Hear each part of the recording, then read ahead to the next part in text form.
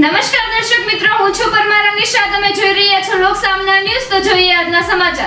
અમરેલીથી અમારા રિપોર્ટર નરેન્દ્રભાઈ મકવાણા સાથે. હનુમાન જયંતિના પવિત્ર તહેવાર નિમિત્તે ભૂરખિયા હનુમાન દાદાના દર્શને જવા માટે પગપાળા યાત્રીઓની રોડ પર ભીડ જોવા મળી. અમરેલીથી ભૂરખિયા જવા માટે પરિવાર સાથે પદયાત્રી નીકળી પડ્યા હતા.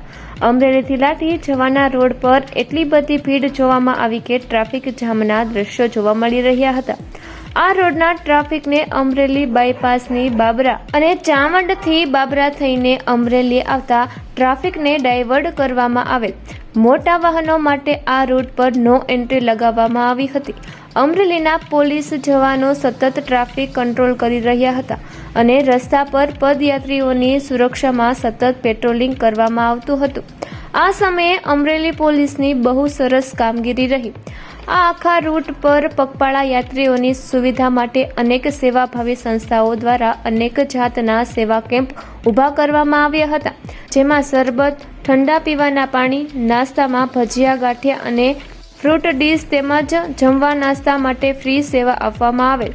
આવા કેટલાક સેવા કેમ્પોની અમરેલી લોકસામના ન્યૂઝ ટીમ દ્વારા મુલાકાત લેવામાં આવી હતી.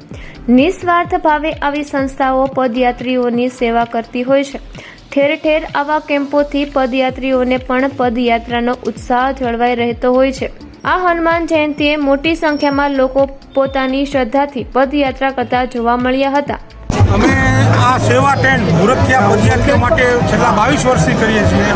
અમે આ સેવા ટેન્ટ ઉપર ગરમા ગરમ લાઈવ ખમણ, ગરમા ગરમ ગાંઠિયા, ગરમા ગરમ બટાટા પૌવા અને ભજીયા બનાવીએ છીએ.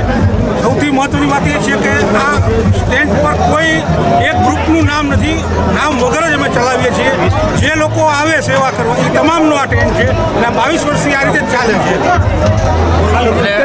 વરેશના ગામનો પૂરો સહયોગ અમને મળેલ છે. આ બાબતમાં વર્ષોથી અમારે આ વરેશના ગામે અમને પૂરો સહયોગ આપેલ છે. દાદા બધી રીતે બધાની મનોકામના જલ્દ પૂરી કરે એ દાદા આગળ પ્રાર્થના. ગામ છે અને અમારી યુવા ટીમ છે અને આ સેવાનો લાભ લીધો છે. અમારે પ્રસાદીમાં ઢોકળા અને ફ્રૂટ ડીશનું આયોજન કરેલું છે કે જે પદયાત્રીઓ નીકળે તેના માટે પ્રસાદી રૂપે અમે એને અર્પણ કરવા માંગીએ છીએ. ભૂરખિયા દાદા જય. તો ફરી મળીશું એક નવા સમાચાર સાથે. ત્યાં સુધી જોતા રહો લોકસામના ન્યૂઝ.